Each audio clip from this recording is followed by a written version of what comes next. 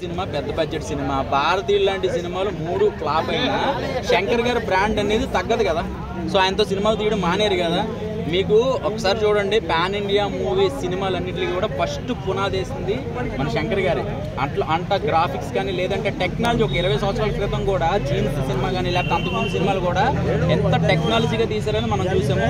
కానీ ఇప్పుడు అంటే రామ్ చరణ్ గారి సినిమా సోలోగా వచ్చి నాకు తెలిసి చాలా సంవత్సరాలు అయినట్టుంది. అంటే త్రిపుల్ ఆర్ తర్వాత ఆచార్య ఇవన్నీ కూడా సింగిల్గా రాలేదు కదా.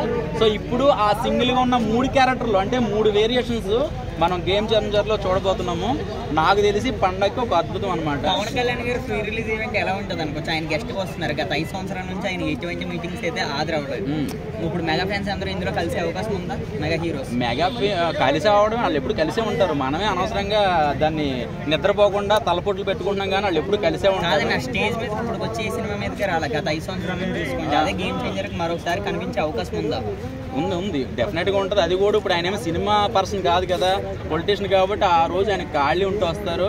అక్కడ ఎక్కడైనా ఏదైనా సముద్రంలో ఏదైనా షిప్ కానీ ఏదైనా చిన్న ఫోన్ వచ్చిందంటే వెళ్ళిపోతాడు ఆయన మళ్ళీ అక్కడి నుంచి.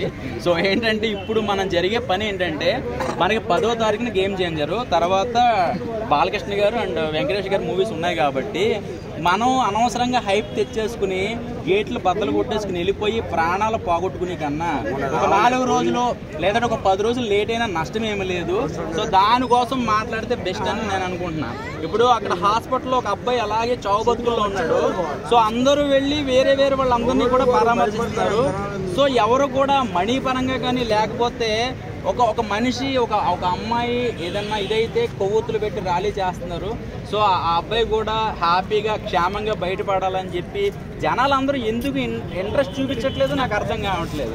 ఒక యాక్సిడెంట్లోనో లేకపోతే ఎందులోనో ఇదయ్యాడంటే ఫోన్లే ఇంకా అలా అయ్యిందని అనుకోవచ్చు. కొన్ని సినిమా పరంగా ఒక మనిషి పోయాడు, అది ఒక చాలా ఒక మనిషి చనిపోయింది, ఒక తల్లి పోయింది అనే ఒక బాధ అయితే ఉంది. సో అది కూడా సినిమా పరంగా. సో జాగ్రత్తగా సినిమాలు చూస్తే బాగుంటుంది, చూడకపోయినా తర్వాత చూసుకోవచ్చు. కానీ ఇంకా వాళ్ళు వచ్చే చెక్కులకి ప్రాణాలు తిరిగి రావు కదా.